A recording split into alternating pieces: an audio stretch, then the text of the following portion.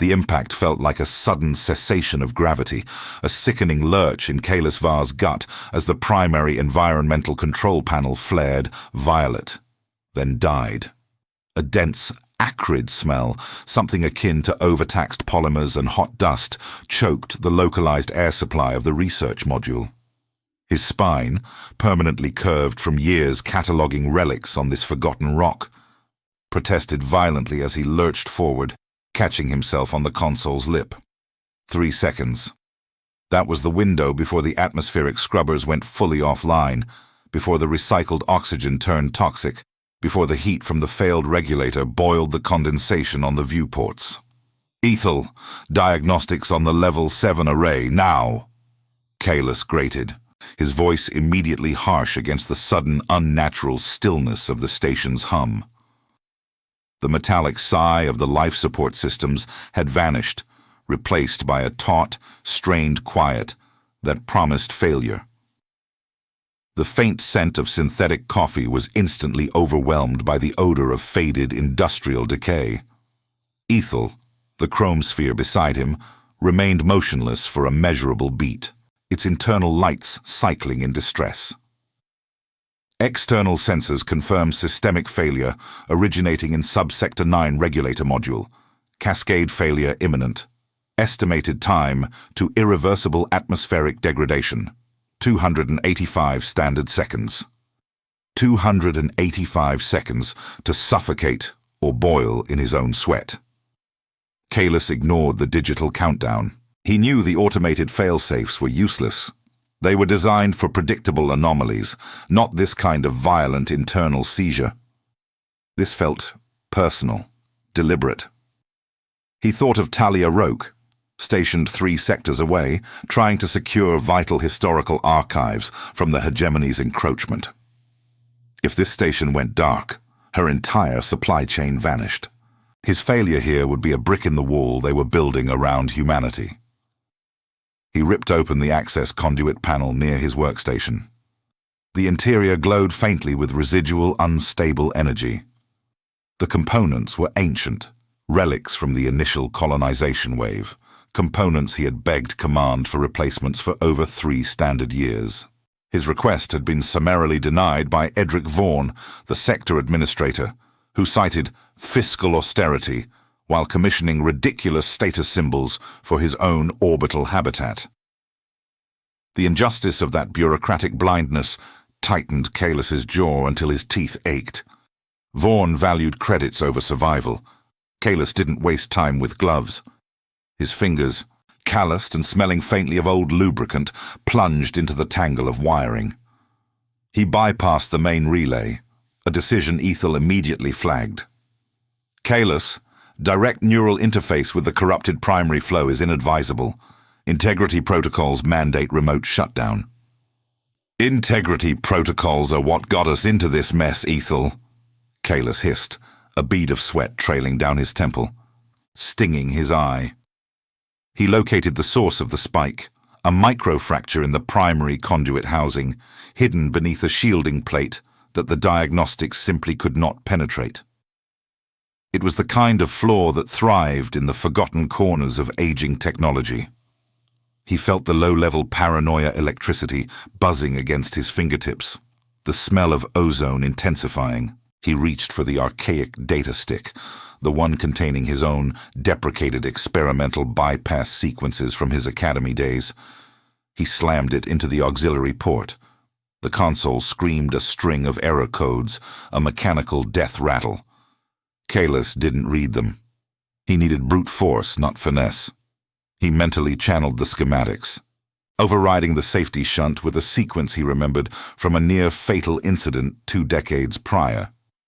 A memory tinged with the decaying biological stench of a poorly ventilated medical bay where he'd watched a colleague succumb to system failure. He braced his boot against the bulkhead and pulled a length of high-tensile wire, twisting it manually around the fractured housing, applying pressure where no automated tool could safely interface. His knuckles scraped against the housing, drawing fine crimson trails. He felt the conduit resist, then finally, reluctantly, yield. A sharp, clean Click echoed in the sudden silence of the failing machinery. The violet flare extinguished instantly. The angry red warning lights on the panel reverted to a stable amber, then a soft, cycling green. The grating wheeze of the failing scrubbers smoothed out, replaced by the rhythmic, comforting purr of functional machinery. The air, thick and metallic just moments before, slowly began to clear, the scent of recycled oxygen asserting itself once more. Kahless leaned back against the console, his chest heaving, tasting the copper tang of exertion in the back of his throat. He was coated in grime, his jumpsuit soaked through, but the station was stable. The immediate, localized threat was neutralized. He looked at Ethel, his expression a mixture of utter exhaustion and fierce satisfaction at having circumvented the system's idiocy. "There," Kahless muttered, the sound barely louder than the revived hum of the life support. "I got this." The words were intended only for the AI, a self-affirming grunt of survival against the indifferent hostility of failing hardware. But the repaired conduit, resonating at a frequency he hadn't accounted for in his haste, caught the broadcast. It didn't just travel the station's local network. It surged into a forgotten, long-range relay dish undergoing its mandatory quarterly diagnostic cycle. A cycle initiated just moments before by a remote system operator unaware of the localized crisis. Amplified by a freak gravitational variance caused by a passing dark nebula, Kahless Var's casual statement was flung outward, a perfectly clear, entirely context-free declaration of mastery, landing squarely in the command centers of civilizations that had measured their stability in geological epochs. The reprieve was instantaneous, but fleeting. Within the hour, Eclipse Haven's primary external sensors registered nothing but dead air where the constant chatter of the galactic network had been. Then came the official, encrypted communiques filtering through emergency channels, not directed at him, but at each other. The Lumina Hegemony, the Cathar Directorate, and the Viridian Concord had unilaterally enacted border lockdowns. The vast, intricate web of interstellar commerce, diplomacy and military positioning had snapped shut like a starved mouth. The silence that followed the sudden cessation of routine data flow was heavier, colder than the vacuum of space itself. It was the silence of absolute, unified apprehension. Days later, the shadow fell across the landing pad. Not a ship, but a displacement of light and mass. The vessel that settled onto the metal grating was obsidian sleek, absorbing all illumination, vibrating with a deep, unsettling frequency that made Kahless's molars ache. Ambassador Xylar of the Lumina Hegemony descended, draped in shimmering, unsettling fabrics, flanked by guards whose armor seemed carved from solidified night. Kahless met them in the observation lounge, the light of the dying brown dwarf casting elongated, sickly orange shadows across the polished floor. He hadn't bothered to change from his patched, greasy jumpsuit. Ethel floated silently behind him, projecting a low-level energetic signature shield, a futile gesture Kahless knew, against beings who could collapse a star system for a misplaced invoice. "Kahless Var." Xylar's voice was a frictionless baritone, weaving through the tension. "Do you deny the transmission?" The recorded utterance originating from this station across all regulated channels. "I got this." Kahless felt a cold, hard knot form in his abdomen, the prelude to a panic attack he hadn't permitted himself since his cadet days. He looked at the alien ambassador, trying to reconcile this galactic panic with the simple reality of his morning. "No, I don't deny it. It was about the Level 7 atmospheric regulator. The primary flow conduit had a microfracture. It was fixed." Xylar's expression, subtle on the hegemony morphology, tightened into something sharp and dangerous. You declare unilateral control over the existential apparatus of this station, and you frame it as the correction of substandard ventilation? Unilateral control. Kalis shot back, the indignation momentarily eclipsing the fear. He gestured wildly toward the viewport, showing the vast, cold expanse. Ambassador, I fixed a broken fan with salvaged copper wire and an ancient diagnostic stick. Do you genuinely believe I possess the capability to orchestrate the simultaneous geopolitical paralysis of 3 dominant galactic powers? Ethel projected a small, pale blue data cube between them. Statistical analysis confirms Kalis Var's current assets are insufficient for even local defense, let alone interstellar coercion. Probability remains at 0.000000001%. Xylar ignored the AI. His luminous gaze was fixed solely on Kalis, probing, assessing the depths of perceived deception. The empires do not fear what is probable, Var. We fear what is casual. Your phrase was a dismissal of consequence, an assurance of absolute authority over a situation deemed critical. That indicates a power we cannot categorize, and therefore cannot permit. Kalis watched the 3 cycles of deliberation pass, an eternity of agonizing uncertainty. When the external communication lines sputtered back to life, they did so slowly, hesitantly, like a wounded beast testing for traps. He was given the opportunity to broadcast a clarification, a necessary ritual to mitigate the catastrophic diplomatic fallout of his unintended arrogance. Standing before the camera, the weight of every frustrated technician, every overlooked engineer, every ignored warning from the fringes settled onto his shoulders. He was not a hero. He was an administrative footnote who had accidentally pressed the wrong button on the cosmic console. To the hegemony, the Directorate, and the Concord, Kalis began, his voice steadying, filtering out the tremor that started in his knees. He chose his words with the precision of a saboteur defusing a bomb. My statement was not a declaration of conquest, but a declaration of weariness. In human idiom, I got this signifies the frustrated assumption of a task too simple for institutional oversight. It is the sound of pride in overcoming bureaucratic inertia. He paused, looking directly into the lens, knowing that even this careful explanation was inadequate. If your millennia of order interpret the desire to repair a faulty life support system as an existential threat, then perhaps the fracture lies not in the conduit, but in the foundation of your collective perception. I apologize for the linguistic gap. I sought only to mend a broken machine. The borders did not immediately vanish. The hegemony demanded 3 cycles for political consensus. The Directorate insisted upon a notarized physical transfer of the experimental data stick containing the cure. The Concord formed the new Interpretive Bureau, already drowning in paperwork. But the static cleared. The deep space hum returned, a slightly hesitant, cautious sound. Kalis Var returned to the solitude of Eclipse Haven, the Level 7 regulator maintaining its steady, rhythmic purr. He had used rhetoric to stave off interstellar war, but the chilling reality remained. For a fleeting moment, the entire galactic order had bent its knee not to overwhelming force, but to a single, ordinary human refusing to tolerate incompetence, even if that incompetence was millennia in the making. He had fixed the regulator.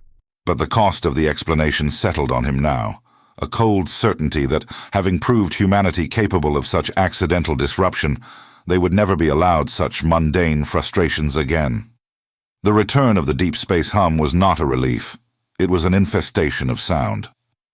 It carried the low-frequency thrum of Cathar military patrols moving tentatively near the edge of the quarantine zone.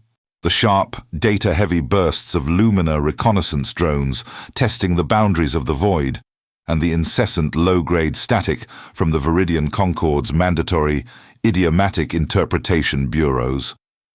The silence had been terrifying, but this returning noise was judgment, heavy and inescapable.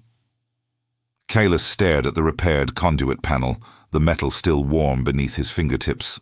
His hands were no longer shaking from adrenaline, but from fatigue, a deep, bone-aching exhaustion that no amount of recycled oxygen could cure. He tried to run the standard post-repair sequence, a simple 10-minute diagnostic loop that should confirm thermal stability across the subsector. The console blinked once, the diagnostic initiation command disappearing instantly, replaced by a generic, flashing alert. Access denied. Authority level 0. Ethel, what is the current operational clearance level? Kalis asked, his voice flat, stripped of the earlier bravado. The sphere tilted slightly, its internal lights shifting from defensive blue to a neutral white. Kalis, your authorization matrix has been remotely revoked by Sector Command. Designation, Emergency Protocol Delta 9. All station critical functions are now under external administrative override. The diagnostic loop failed because the system is awaiting confirmation codes from the hegemony. Kalis felt the familiar, cold pressure of institutional failure rise up, stronger this time than when Vaughn denied him the parts. Confirmation codes? For a regulator repair? Tell me you are fabricating data, Ethel. I am reporting verified communication packets, Kalis. Administrator Edric Vaughn issued the override following receipt of the Directorate's primary demand for verification of your weaponized aptitude. Vaughn interpreted your brief accidental broadcast as evidence of high-value, unauthorized technological development within a fringe outpost. He has preemptively surrendered control to the nearest capable administrative authority to secure his own standing. The betrayal, predictable yet sickening, settled over Kalis. Vaughn hadn't protected the station. He had bartered Kalis's life and work for a promotion. He recalled a moment years ago, sorting through fragmented cultural data on pre-contact Earth, a faint, pervasive memory of watching a historical simulation where a minor functionary sold out a critical scientific discovery for a handful of terrestrial currency. Vaughn was simply following the oldest pattern in the book. So I saved the station, and now I'm locked out of my own primary engineering controls by the man who let it break, Kalis said, stepping back from the console. The air in the cramped workstation suddenly felt heavy, tainted not by failing machinery, but by institutional mildew. He pressed his thumb against his temple, massaging the spot where the pressure headache always began. Precisely, Ethel confirmed. Furthermore, Ambassador Zyler has dispatched a physical envoy. Not to negotiate, Kalis, but to inventory. They require samples of the proprietary bypass sequence used on the conduit. They are classifying your repair as a strategic vulnerability, irrespective of your linguistic explanation. This was the trap. They didn't believe the words. They believed the result. They feared the inherent, uncontrolled capability of a species that could solve impossible problems through sheer, chaotic improvisation. They needed the secret, whether it was a weapon or just an old data stick containing inefficient coding. Kalis walked toward the small secondary storage locker, his movements stiff. He pulled out a standard-issue utility kit. He needed to get that data stick, the one containing his experimental protocols, before the Lumina envoys, or Vaughn's panicked security detail, decided to strip the entire station for parts. He located the auxiliary port where he had inserted the relic. The port was empty. The metal of the locker felt suddenly slick under his gloved hand. Kalis stood motionless, the sound of the distant tentative alien patrols outside his only companion. He remembered the sequence clearly. Inserting the stick, the console screaming, the immediate focus on the physical wire splice. He had never removed it. It should have been there. Ethel, Kalis managed, the word a dry rasp. Scan the immediate physical vicinity of the auxiliary console. Priority 1, locate the archaic data stick. If it is not present, initiate a sweep of all outgoing encrypted transmissions originating from this station during the crisis window. Ethel cycled rapidly, its lights pulsing a frantic, urgent rhythm. Negative on physical location within the workstation envelope. Scanning transmission logs now. Kalis, the results are immediate and critical. The data stick was not physically moved. It was not transmitted.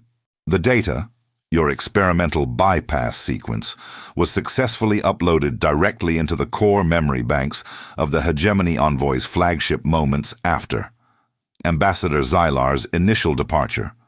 It was taken simultaneously with the initial, misunderstanding-based border closure.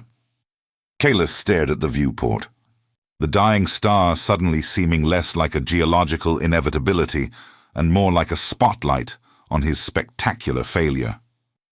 He had fixed the regulator, avoided immediate suffocation, and in doing so, had handed a core piece of human ingenuity, however rudimentary, to a civilization that viewed humanity as a persistent, manageable nuisance. Who accessed the uplink, Ethel? Who pushed the data out? Kalis demanded, the exhaustion forgotten, replaced by a surge of cold, focused fury. The outbound command executed via a secure administrative subroutine. The originating signature is verified, Kalis. It is Administrator Edric Vaughn. He did not surrender the station to save himself.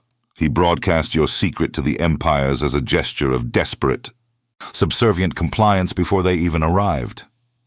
He believed, correctly, that they would demand a tribute for easing the quarantine. Kalis Var felt the sheer, crushing injustice of it, the petty, fearful politics of a middling administrator outweighing the survival of the sector. He hadn't just fixed a fan. He had exposed a weakness. He had thought he was fighting the system's apathy.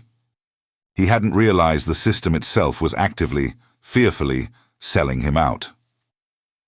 So, Kalis said, straightening his spine, the action sending a fresh wave of protest through his back. He looked out at the distant, shimmering outlines of the alien warships waiting just beyond the recognized jurisdiction. We are now quarantined, our infrastructure locked down, and our most valuable intellectual property is in the hands of 3 ancient empires who believe we are either arrogant conquerors or spies. He took a slow, deep breath of the marginally cleaner air. Ethel, override Delta 9. I require maximum power allocation to the sublight thrusters. We are leaving Eclipse Haven. We are going after that data stick. The instant Kalis issued the command, the station's emergency power grid shrieked in protest. It was not a sound of mechanical failure, but of systems fighting their administrative shackles.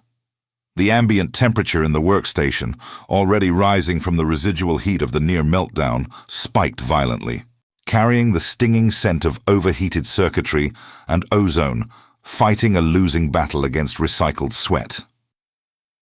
Kalis, initiating thrust sequence requires overriding the Hegemony's hard lock on the main drive governors, Ethel reported, its synthetic voice cracking with strained processing power. The override will require a direct, localized data siphon against the governing AI core on Level 2. Warning, siphoning the core during active external surveillance will illuminate our position to all 3 observing forces simultaneously, likely resulting in immediate kinetic response. Kalis braced himself against the bulkhead, his muscles screaming in protest at the sudden demand for mobilization. He didn't need to see the external scanners. He could feel the cold scrutiny of the alien patrols, the weight of their non-engagement being a tactic unto itself. They were waiting for him to make a second, more definitive mistake. Vaughn had handed them the weapon. Kalis was about to hand them the trigger location. We are already illuminated, Ethel, Kalis countered, pushing himself toward the hatch leading to the maintenance shafts. Vaughn traded our security for a promise of bureaucratic leniency. We are a data point they intend to archive, not negotiate with. Begin the siphon sequence. I will handle the physical intrusion on Level 2. He descended into the access tunnels.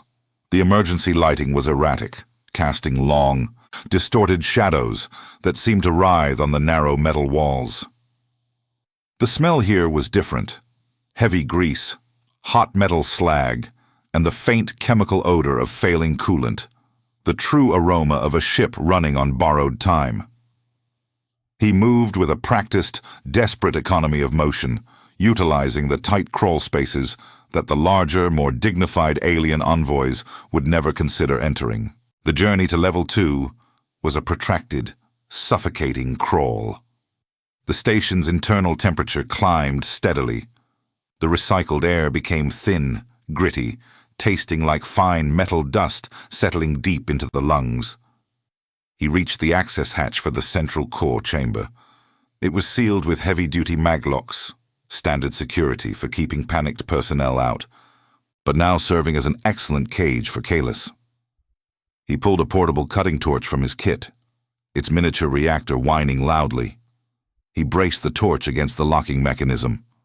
The initial burst of superheated plasma vaporized the external sealant, releasing a thick, noxious cloud of vaporized polymers that burned the back of his throat. Kahless gasped, stumbling backward, wiping his eyes with a forearm already slick with grime and cold sweat. The pain was immediate, blinding, a firestorm in his sinuses. Kahless, environmental hazard critical. Air toxicity levels approaching lethal threshold in your immediate vicinity, Ethel warned, the alarm tone now modulated with genuine digital distress. You must abort the breach and relocate to a filtered sector. Kahless ignored the AI. He had only seconds before the external sensors registered the massive thermal spike of the torch, cutting through hardened alloys. He had to make the breach, siphon the core, and escape before the Lumina drones deployed countermeasures, or before Vaughn's terrified security element decided to execute him remotely to appease the Directorate. He swung the torch again, focusing the beam on the hinge point of the lock mechanism. The metal glowed cherry red, then white. He felt the heat radiating across his exposed skin, drying the sweat instantly and leaving a painful, tight residue. With a final agonizing push, the lock mechanism fractured, spitting molten slag onto the floor plating with sizzling finality. He fell through the opening into the core chamber, landing hard on one knee. The impact jarred him, a sharp, sickening throb shooting up his leg. The core itself was shielded behind a thick, transparent composite pane, and there, inside the chamber, was the source of the override, a single, sophisticated, crystalline conduit, the hegemony's physical interface, already deployed and drawing power from the station's primary life support to power its own data transfer. It wasn't just stealing the data. It was siphoning the station's residual energy reserves just to complete the transfer, using the station as a high-powered, disposable battery. Ethel, status on the siphon? Kahless choked out, fighting the urge to collapse. His knee was clearly damaged, a deep, bruising pain that threatened to buckle his leg. Siphon complete, Ethel responded, relief momentarily coloring its tone. The core sequence is transferred. We have our copy of the data stick protocols. However, the hegemony's conduit is now drawing 98% of remaining station power. Life support is failing. Atmospheric integrity will collapse in 60 seconds. Kahless looked from his throbbing knee to the alien conduit greedily drinking the station's remaining power. If he left it, the station, and perhaps Talia Roke's supply lines, would suffocate within the minute. If he destroyed it, the hegemony would respond with a kinetic strike, certain of his hostile intent. He had two bad choices: salvage the salvaged data, or salvage the dying station. He dragged himself toward the conduit, ignoring the white-hot spike in his leg. He had the data, the small, unauthorized piece of brilliance that had caused this mess. He could leave now, a fugitive with his stolen knowledge. But Vaughn had traded him to save his own skin, and Kahless would not compound that failure by abandoning the remnants of the outpost he had saved once before. He reached the conduit casing, a structure so advanced it felt warm and alive under his touch. He didn't have time for delicate sabotage. He pulled a heavy emergency sealant charge from his belt, a thick, viscous compound designed to weld hull breaches under vacuum. It was non-conductive, meant to isolate energy flow. Kahless slammed the charge against the alien conduit housing, triggering its rapid expansion sequence. The material instantly ballooned outward, encasing the crystalline device in a thick gray shell designed to halt any energy transfer. The effect was instantaneous and catastrophic. The conduit, suddenly starved of its external power source, while still attempting to finalize its massive data transfer, reacted violently. A blinding flare erupted from the shell, a focused discharge of pure, contained energy overloading the casing. Kahless threw himself backward, attempting to shield his face, the sound of the rupture a deafening crack that seemed to travel through his bones rather than the air. When the ringing subsided, Kahless lay sprawled on the floor, blinded by spots dancing across his vision. The emergency light sputtered into darkness, plunging the core chamber into absolute blackness, save for the dim, failing indicator light on Ethel. "Kahless! Status report! Your biological markers are severely compromised," Ethel cried out. Kahless tried to move his leg, but the pain was immense, crippling. He managed to force a whisper past his dry, scorched throat. "The station. Ethel. The power grid." The explosion overloaded the local regulators, Kahless. The core is offline. Backup life support is struggling on minimal reserve battery. Estimated survival window, 5 minutes. The hegemony conduit is inert, but the localized explosion just provided the kinetic justification for extreme prejudice. Outside, the judgmental noise of the listening patrols was gone. In its place, a single, focused, deep-penetrating energy signature locked onto Eclipse Haven's rapidly dimming reactor core. It was not a warning shot. It was the preparation for obliteration. Kahless had traded a diplomatic nightmare for a tactical death sentence, sealing his fate with the desperate, flawed nobility of protecting a dying rock. "They are preparing a focused particle lance," Ethel stated, its voice now utterly devoid of tone. A mere data recitation. "Impact in 180 seconds. Kahless, we have no viable escape vector. The thrusters are offline. The only remaining functional system is the long-range emergency beacon, currently operating on residual emergency power." Kahless pressed his palms against the cold, gritty floor plating, tasting the acrid, burnt air. He was pinned down, his leg useless, his station doomed by his own desperate actions, and a colossal alien warship was lining up its primary cannon. He had bought humanity 3 minutes of localized breathing room, and in return, earned extinction. "Ethel," Kahless managed, forcing a grim calmness into his voice, a final, desperate act of control.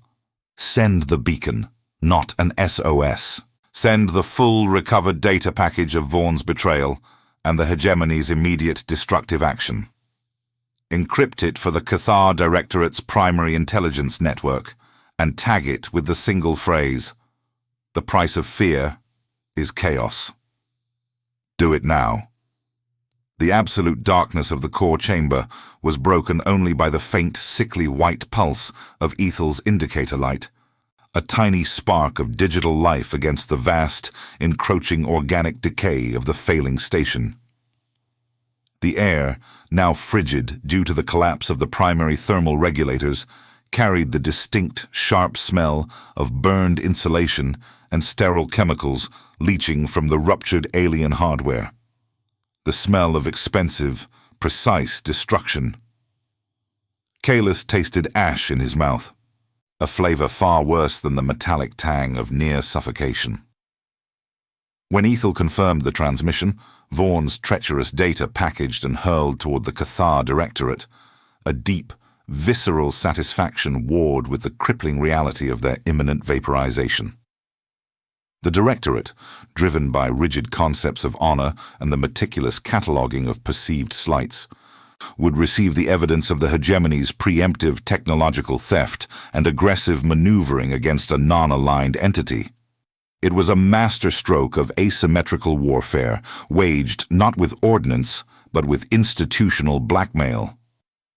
Beacon transmission confirmed, Ethel stated, its voice unnervingly clear in the sudden vast vacuum of noise where the external fleet had been. Impact sequence initiated by the Lumina vessel. Time to contact, 120 seconds. Kahless tried to lever himself up, his damaged knee screaming a high-pitched warning that he ruthlessly suppressed. He needed to reach the main control nexus for the station's low-power escape pod, a relic designed for long-range, single-occupant emergency evacuation, not interstellar flight. It was the only chance. Ethel, reroute all remaining reserve power to the escape pod's auxiliary jump sequencer. Bypass all manual authorization locks. We need a blind jump, any direction, calculated solely on gravitational shadow density. A random drift into unmapped territory, now. Kahless, the pod's shielding is rated for atmospheric escape only. A blind jump from this proximity to an active Lumina heavy cruiser will result in immediate material dispersion upon exiting subspace. The G-forces alone will liquefy your internal organs. That vessel is preparing to fire a particle lance calibrated to erase this entire orbital mass. Kahless wheezed, pushing himself forward on his elbows, dragging his useless leg across the cold metal floor. Liquefaction is marginally preferable to being vaporized, while administrative systems lock me out of my own ejection seat. Execute the sequence. The AI fell silent for a crucial, agonizing beat, a programmed hesitation between logic and survival. Then, the internal hum of the station shifted again, a lower, more desperate tone, indicating the siphoning of the last vestiges of energy. Rerouting power. Life support failure imminent. External visual confirms particle lance charging sequence nearing completion. 80 seconds to impact. Kahless finally reached the corridor leading toward the escape pod bay. He pulled himself along the wall, piping, the metal biting into his palms, the cold seeping into his bones. He was counting on the Directorate's adherence to protocol. If they received the evidence of the hegemony's aggression before the lance fired, they might intervene, not to save him, but to prevent the hegemony from unilaterally asserting dominance through an overwhelming display of force near Cathar interests. It was a desperate gamble on inter-empire paranoia. He reached the small, cramped hatch of the evacuation module. It was built for one person, designed for a quick, clean severance from a dead vessel. He forced the hatch open, the seal protesting with a shriek of stressed metal, and tumbled inside, collapsing onto the acceleration couch. The interior smelled stale, the padding degraded, the scent of neglect and forgotten contingency. 30 seconds to impact. Ethel's voice emanated from the small comm unit built into the pod's console. Kahless slapped the emergency initiation panel. The pod's internal power flickered to life, struggling against the drain. The sequencer required approximately 10 seconds to calculate a random jump vector and charge the rudimentary drive coils. 10 seconds, Kahless. The Lumina vessel has locked targeting solution. Kahless felt the air in the pod grow unnaturally thin, the backup scrubbers already failing under the cross-system power theft. He closed his eyes, preparing for the violent, crushing transition. Then, the expected blinding flash did not come. Instead, the external view screen, powered by the pod's desperate draw, flickered to life, showing not the expected streak of searing plasma, but something far more terrifying. A massive angular vessel, its hull scarred by ancient conflicts and radiating a dull, crimson energy signature, had moved with impossible speed into the kill zone. It was Cathar. It had arrived not to observe, but to intercept. Kahless, Ethel whispered, the only time the AI had ever sounded truly afraid. The Cathar Directorate has responded. Their vessel, the Axiom of Retribution, has deployed a localized dampening field, destabilizing the hegemony's particle lance charge. The hegemony vessel is aborting the attack, not because of diplomatic intervention, but because the Directorate's field interference has rendered their primary weapon unstable. Kahless stared at the screen, heart hammering against his ribs. The Directorate hadn't saved him. They had simply ensured that the hegemony couldn't win the confrontation too easily, preserving the volatile balance they both feared.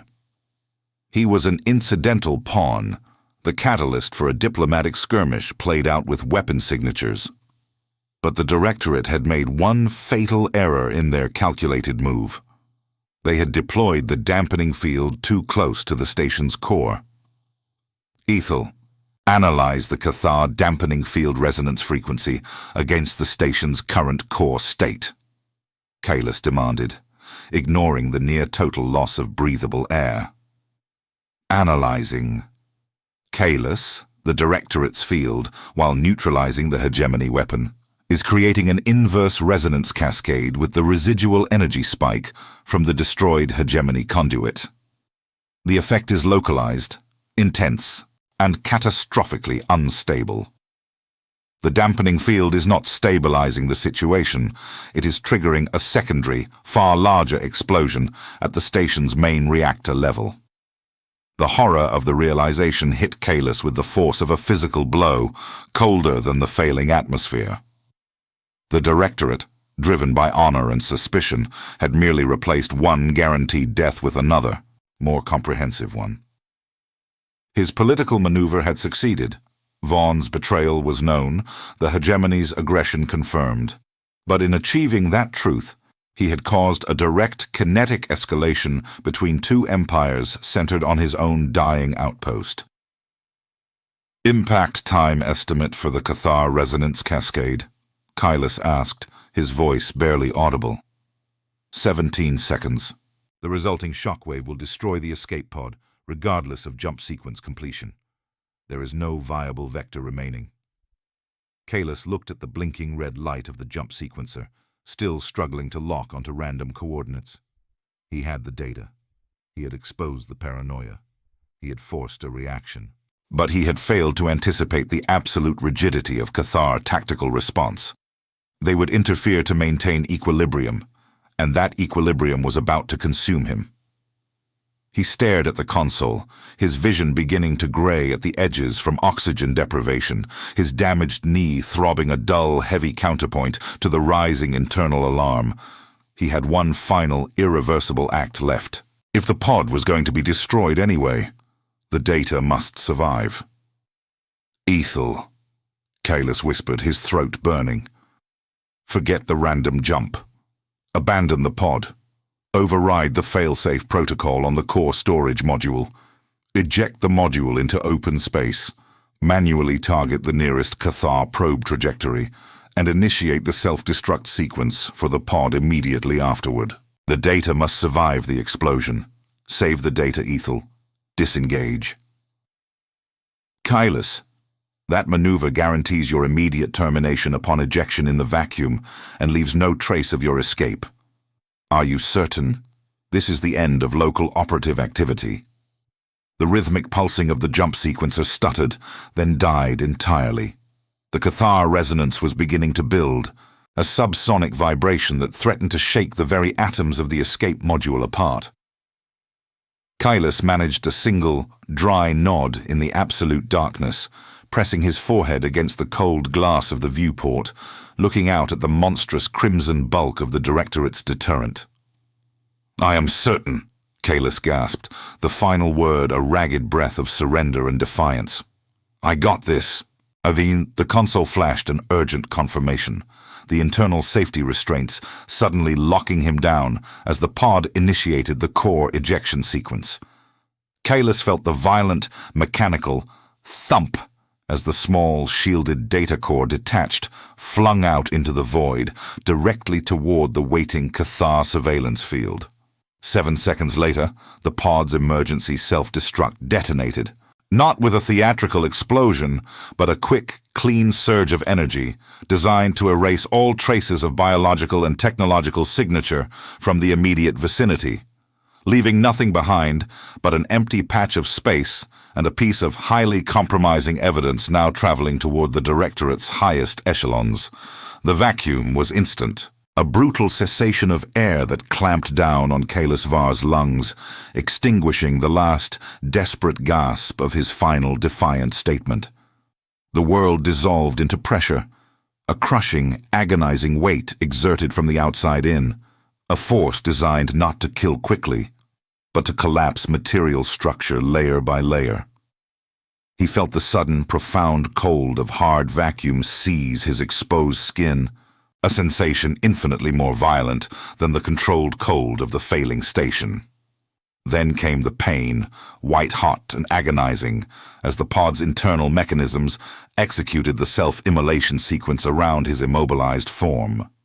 There was no fire, only a rapid, focused implosion designed to shear every complex circuit, every biological remnant, into fine, inert particulate matter suitable for easy galactic scrubbing. The acceleration couch, designed to withstand atmospheric re-entry stress, buckled inward under the engineered collapse, crushing his already compromised leg beneath a shard of fused composite plating. Kalis was aware only of the dull, heavy throbbing radiating from his shattered limb and the absolute, total silence of non-existence where sound should be.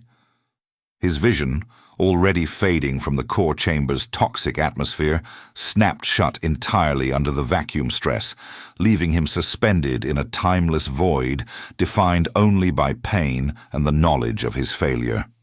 He had managed to save the data, the truth of Vaughn's cowardice and the hegemony's fear, but he had failed to save himself, or the fragile ecosystem of Eclipse Haven, which he now knew had been reduced to atomic dust by the Directorate's clumsy intervention. He was adrift, or rather, the ruined husk of his escape vessel was, propelled by the final, violent shove of its internal charges. He did not know how long the internal emergency life support system on his environmental suit, the one he hadn't even bothered to secure during the chaos, could buffer the vacuum before his blood began to boil. He felt the cold beginning to penetrate the layers of his patched jumpsuit, creeping inward, a steady, persistent chill that felt like apathy itself. The data core, a small, dense module containing the proof of galactic overreach, was traveling away. A silent messenger of human incompetence broadcast into the heart of Cathar suspicion. Kalis had placed his only leverage in the hands of his most dangerous potential enemy, betting that the Cathar's rigid adherence to perceived slights outweighed their xenophobic caution. It was the only move left when all other avenues of survival were sealed by bureaucratic fear or alien rigidity. He drifted in this state of acute physical suffering and mental clarity for an indeterminate span. Time, stripped of environmental markers, became meaningless, a measure only of the relentless, expanding agony in his leg and the creeping numbness spreading from his extremities. He thought of Talia Roke, 3 sectors away, preparing archives that were now worthless, dependent on supply lines that no longer existed, relying on the functional integrity of a station that he himself had just witnessed annihilated. The weight of that responsibility, the knowledge that his desperate actions had only resulted in total loss for those relying on him, was a far heavier crushing force than the vacuum. "I got this." The echo of his own flippant words, the accidental catalyst for this galactic paralysis and his own demise, felt like a cruel mockery. It was not competence that defined humanity's presence here, but a terrifying, self-destructive impulse toward immediate, unsanctioned problem-solving. Then, an anomalous flicker. Not the harsh, surgical light of a hegemony drone, but a diffuse, sweeping beam of amber light cut through the absolute blackness. It was slow, methodical, bearing none of the aggressive precision of the Lumina patrols. It swept over the wreckage of the escape pod, lingering on the remnants of the self-destruct charge before settling directly upon Kalis. The movement was too close, too personal for a standard Cathar sweep intended to merely recover the data core.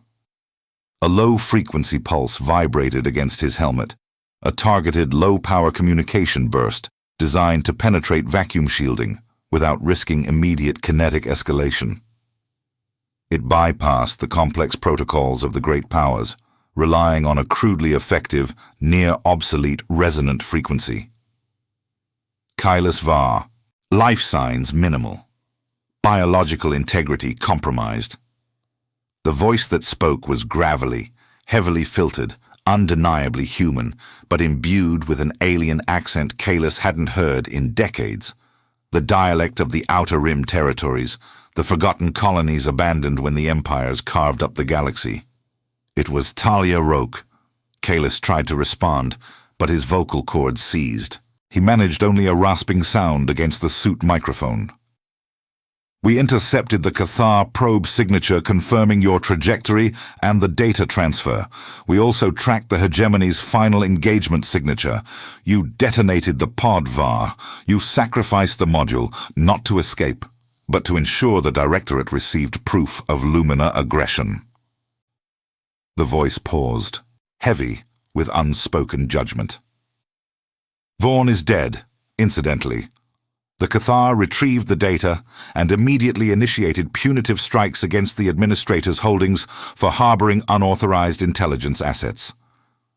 Talia had risked everything. She had likely tracked the energy spike from the Directorate's failed weapon discharge and followed the only viable lead, the trajectory of the ejected core, using non-aligned older tracking technology that the major powers overlooked. She had found him, a dead man floating in the debris field, precisely because he had ensured his sacrifice was witnessed by the right enemy. "We have minimal retrieval capability," Talia continued, the gravelly voice tightening with grim determination. "The Persephone can manage a close-range tractor clamp, but our shielding will vaporize if the hegemony detects our proximity. You are currently floating between two heavily armed fleets engaged in a tense, undeclared standoff. We have less than 100 seconds before the hegemony relocks their weapons arrays, now that the Directorate field has dissipated." This was the chasm between failure and the faintest possibility of survival. He was a known entity, a pariah whose actions had caused immediate, measurable interstellar conflict. He was toxic, yet he was rescued by the very people he was supposed to be supplying. The marginalized humans who had placed their entire future on the fragile stability the empires pretended to offer. Kailas forced his concentration past the blinding pain in his leg and the freezing vacuum, focusing only on the operational reality. He could not move. His suit was too compromised for manual manipulation of the tractor coupling sequence. "Ethel," Kailas choked out, ignoring the immediate, terrifying presence of the rescue vessel. "The pod's final command. Did the self-destruct completely erase the sequencer logs?" "Affirmative, Kailas.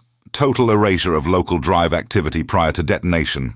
However, the short-range emergency beacon, the one I transmitted before the core ejection, was entirely separate. It contained only the message, 'Price of fear is chaos.' It did not contain details of Vaughn's betrayal or the hegemony's aggression." Kailas understood immediately. The Directorate had the proof of hegemony aggression, but they did not know who Kailas was beyond the initial, confusing phrase. He was just a source of unstable intelligence that caused political friction. Talia, however, knew precisely who he was and what he had done. "Talia," Kailas managed, fighting the rising tide of unconsciousness. "The jump sequencer on the escape pod. Even though the main power failed, there is a residual charge in the auxiliary coil buffer, enough for a single 5-second micropulse. If you can clamp the pod wreckage, you can initiate that pulse manually. It won't move the pod, but it will momentarily spike the residual energy field, appearing as a localized thermal anomaly." "A thermal spike? Why?" Talia asked, her voice edged with confusion.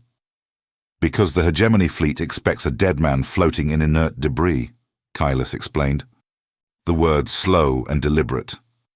"A sudden thermal spike, immediately followed by silence again, will look like a failed attempt at self-immolation by a panicked survivor trying to destroy evidence.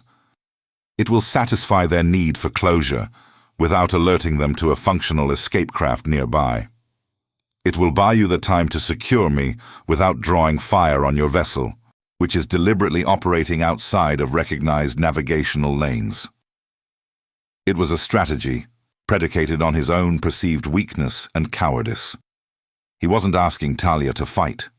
He was asking her to play the part of a panicked fool, destroying his own last trace. It was a strategy born of absolute defeat, leveraging the enemy's expectation of human frailty. If I engage the micropulse, the Cathar sensors will detect the residual energy burst, Talia warned. They will log it as a final act of human self-destruction, confirming the Directorate's narrative that the situation is contained. Exactly. Kahless breathed out, the relief mingled with profound self-loathing. Containment. They want containment. Give them the illusion of a final, pathetic end. Do it now, Talia. Time is gone. The amber light of the retrieval vessel intensified slightly as the tractor beam engaged, locking onto the shredded metal of the pod. Kahless felt the slow, grinding drag as the wreckage began to move, pulling him toward the only sliver of hope available.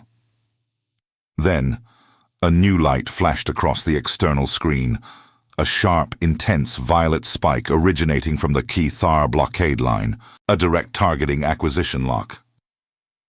Talia. They saw the tractor engagement. The Directorate is analyzing the vector shift. They know this wreckage is being moved. Kahless screamed, the fear finally breaking through the pain and exhaustion. He had exposed his hand one too many times. "Initiating micropulse!" Talia yelled back, the sound of grinding machinery overwhelming the comms. The world outside the viewport flashed violently white for a single agonizing second as the micropulse discharged.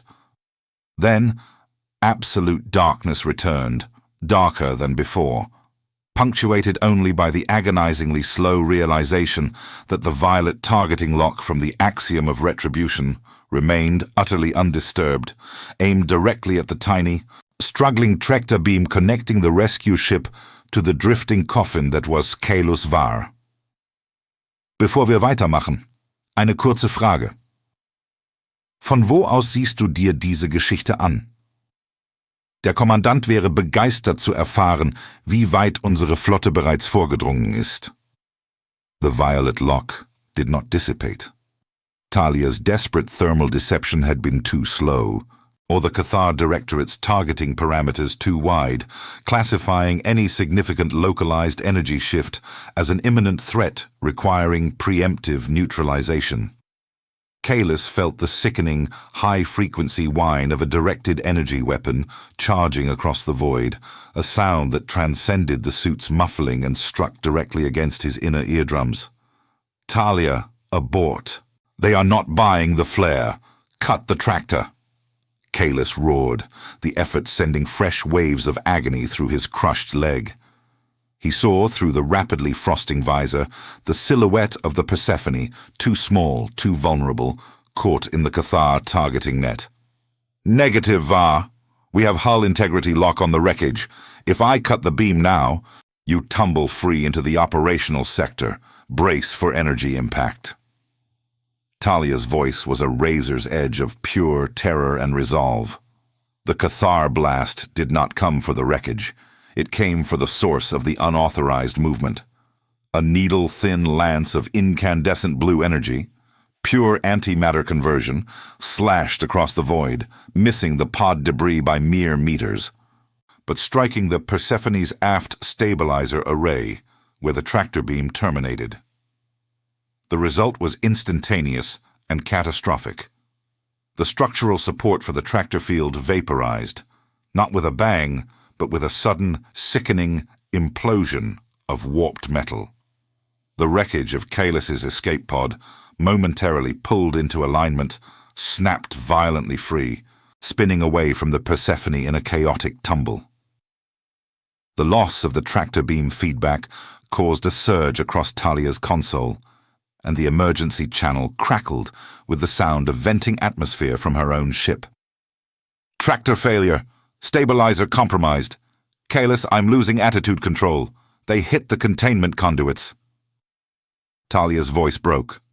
The illusion of tactical control had shattered. This was no longer politics. It was brute force policing. The empires did not debate. They erased anomalies. Kahless was thrown into a terrifying, uncontrolled rotation. The world became streaks of star glitter and the sickening slow swing of the dying brown dwarf. His suit's internal dampeners fought a losing battle against the rotational inertia. He saw the Persephone, a relatively small utilitarian vessel built for infiltration, not direct confrontation, pitching wildly, its emergency lights flashing a frantic red against the black. He understood the stakes now. Talia had been too close. Her rescue attempt had instantly transformed her from an unseen entity into a visible kinetic threat to Cathar operational security. By trying to save the messenger, she had made herself the message. Talia, eject emergency flare, the low-band civilian frequency, now! Kahless commanded, fighting to slow his own spin by venting excess coolant from his damaged suit systems, a move that accelerated the freezing of his extremities. He needed a distraction, something entirely non-military that would force the Cathar targeting matrices to re-evaluate the situation. I can't stabilize long enough to input a manual sequence, she shot back. Use the environmental override. The old emergency beacon code sequence, the one etched on the console frame. It's the only thing they won't filter as a threat profile. Kahless barked, dredging up a memory from his time cataloging debris salvage from the outer rim. A sequence known only to fringe mechanics for triggering distress signals without generating combat signatures. He heard the scraping sound of Talia's gloved hand fumbling across a surface inside her bridge, followed by a hesitant, high-pitched electronic tone that was immediately drowned out by the shriek of strained hull plating aboard the Persephone. For a single suspended moment, the violet targeting lock wavered. The Cathar tactical processors, encountering a signal profile associated with civilian distress and archaic colony protocols, hesitated. They were programmed to eliminate threats, not process outdated pleas for help. That hesitation was the only currency Kahless possessed. Kahless, I'm engaging main thrusters for an emergency blind jump. I have maybe 10 seconds before they reacquire.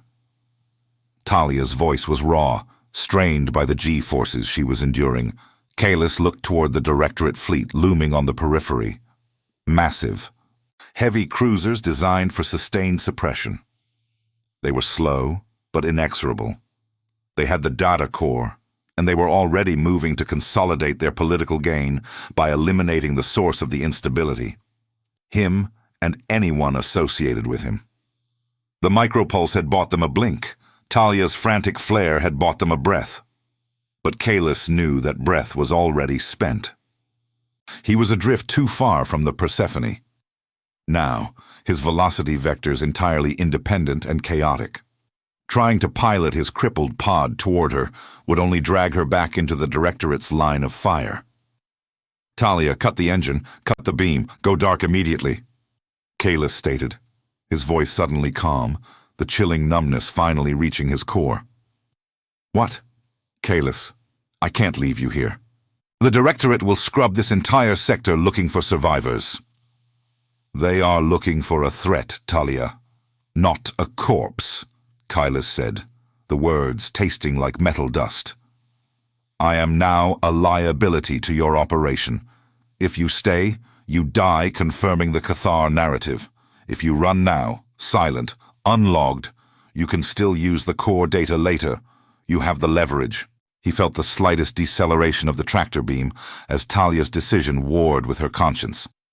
I can't just leave you. You can. You must, Kahless insisted, his gaze fixed on the nearest Directorate cruiser, a mountain of dull gray armor bristling with heavy ordnance. He focused on a single, massive sensor blister located on the vessel's primary dorsal spine, the nexus of their short-range tactical telemetry. He knew that blister well. He had studied its schematics for months while analyzing archived defense networks. It was hardened against kinetic attack, but susceptible to a specific type of feedback loop. Talia, listen to me. Remember the schematic of the Level 7 regulator? The one I patched with the copper wire. The failure was in the signal isolation layer. The Directorate's tracking array is experiencing the exact same issue, only on a stellar scale.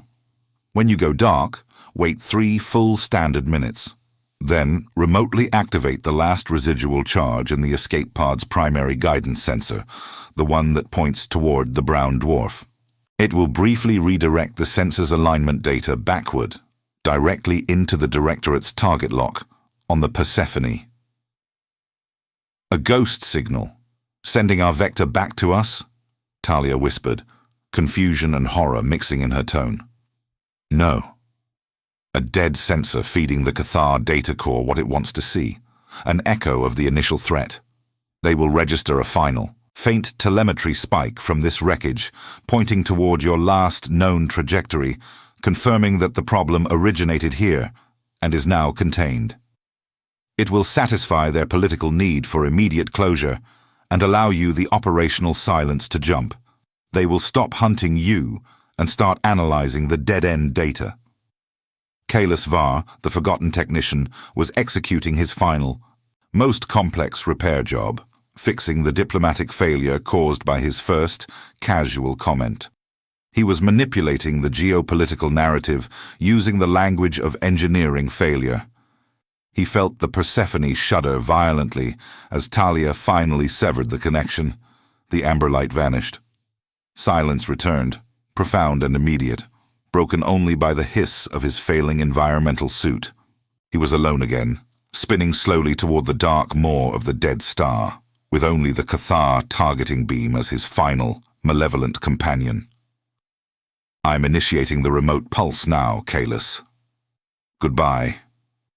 Talia's voice was barely a breath, already distorted by the preparatory jump sequence.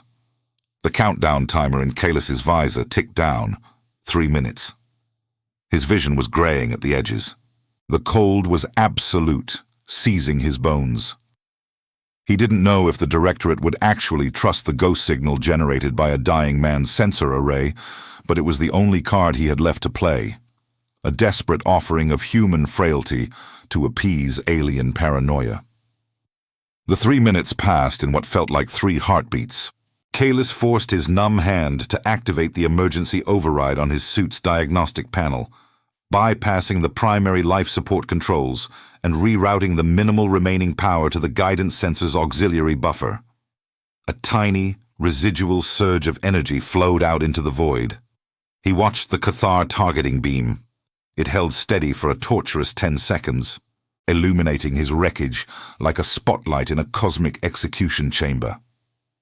Then, the violet lance flickered, oscillating violently.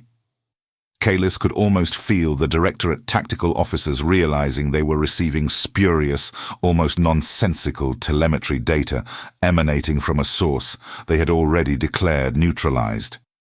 The lock broke. The violet light winked out, replaced by the slow, sweeping amber of standard patrol drones resuming their search patterns elsewhere. The immediate existential threat was gone. The Directorate had accepted the illusion of containment. Kalis slumped against the ruined acceleration couch, the pain in his leg having receded into a dull, profound ache of numbness. He had bought Talia her escape, bought the concept of a contained incident. He had used the logic of maintenance manuals to halt a 3-empire standoff. He was alive, barely, suspended in the wreckage. But as the localized internal pressure seal of his helmet finally gave way under the internal stress of the frozen atmosphere, letting a final slow stream of toxic, supercooled air leak into his suit, Kalis looked out. The Directorate cruisers remained, massive and immovable. They had stopped targeting him, but they had not retreated. They were consolidating their gains, securing the political territory he had inadvertently opened up by exposing the hegemony's fear. He glanced at the viewport, no longer seeing the brown dwarf, but the vast, cold emptiness beyond. He had stopped the immediate conflict, but he hadn't won the war. He had merely traded a sudden execution for a slow, cold isolation, surrounded by the silent, vigilant warships of the very powers whose weaknesses he had just so casually revealed. The galaxy was not saved. It was merely reorganized around his accidental revelation. He closed his eyes, the final vestiges of warmth draining away, waiting for the next administrative directive to find him. The hiss of the failing suit seal ceased, instantly replaced by the deep, bone-jarring silence of a vacuum that no longer cared about internal pressure. The chaotic spins slowed, not through engineering correction, but through the damping effect of extreme cold, seizing the residual momentum in the metal frame. Kahless Var floated, suspended in the coffin-like ruin of the escape pod. The agonizing throbbing in his leg had dulled to an inert heavy weight, a phantom limb that reminded him he was still anchored to a failing biological system. His visor, frosted internally with the last vestiges of his warm, failing breath, provided only a distorted view of the Directorate's fleet. They were not moving. They were simply present. The tactical decision had been made. The anomaly was logged as neutralized, contained, and filed away as a statistical aberration caused by primitive technology interacting poorly with advanced threat matrices. Talia was gone, a flicker of heat that vanished into the folded dimensions of FTL travel, carrying the fragile, explosive weight of their shared secret, the fact that the hegemony, the Directorate, and the Concord could be thrown into chaos by a single, misattributed sentence. Kahless managed a single shallow intake of the stale, recycled air left in his emergency reserves. The odor of hot dust and metallic ozone that had defined the start of this nightmare was gone, replaced by a cleaner, harsher scent. The metallic cold of inevitable entropy. The sheer scale of the ensuing silence was oppressive. The kinetic warfare was over, but the political war had just begun, solidified by the knowledge that humanity was capable of accidental, terrifying leverage. He did not attempt to signal. The emergency beacon code sequence that had saved Talia, the one designed to mimic primitive distress, was the last offering he could give the Directorate. He was no longer a viable threat. He was just debris. To transmit now would be to confirm their initial fears, that he was a hidden operative, not a desperate mechanic. He reached up, his fingers clumsy and stiff, and manually cracked the seal on his wrist gauntlet. A wisp of vapor escaped, instantly freezing into crystalline dust a millimeter from the opening. He was confirming his own containment. He let his eyes drift away from the massive, silent warships and focused on the smooth, dull plating of his own escape pod hull. The metal was flawless now, frozen, impervious.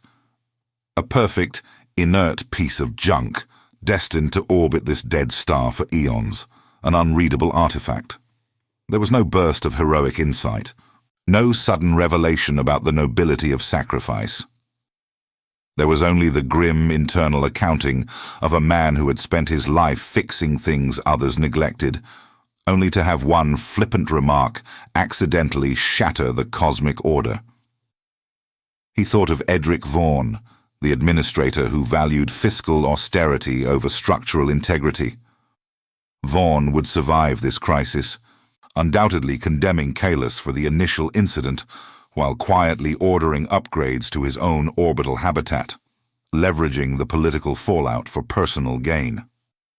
The system, having momentarily buckled, would snap back into its familiar, corrosive shape. Kahless closed his eyes against the distant cold glare of the brown dwarf. The gravity of the situation was no longer the threat of immediate explosion, but the slow, grinding weight of existential futility. He had ensured a single human survived to fight another day, perhaps to one day expose the truth, but he himself was trapped in the consequence of his own momentary competence. He was the necessary, disposable loose end. He remembered the initial shock, the sudden, sickening lurch when the console first flared violet.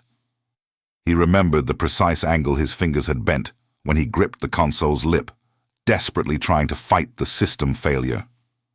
That memory, the tactile reality of the broken hardware, was the last thing tethered to his conscious self. His final task was not to rage or despair, but to accept the quiet finality of his engineering failure. Not the failure of the conduit, but the failure of his own existence to matter beyond the immediate repair. He felt the deep biological exhaustion, the kind that no stimulant could touch, signaling the final shutdown of his core functions. The cold seeped past the suit's insulation, past the numb muscle tissue, settling deep in the marrow of his bones. The last sensation was a slow, deep settling, a return to the absolute stillness he had tried and failed to escape. The vast, indifferent expanse of space resumed its long, uninterrupted cycle. He had fixed the regulator, but the resulting silence was the only true answer he would ever receive. Wenn dir diese Mission gefallen hat, schließe dich unserer Crew an, abonniere den Kanal und teile diese Episode mit jemandem, der Science Fiction liebt. Jedes neue Crewmitglied stärkt unsere Flotte und hält diese Geschichten im ganzen Universum lebendig.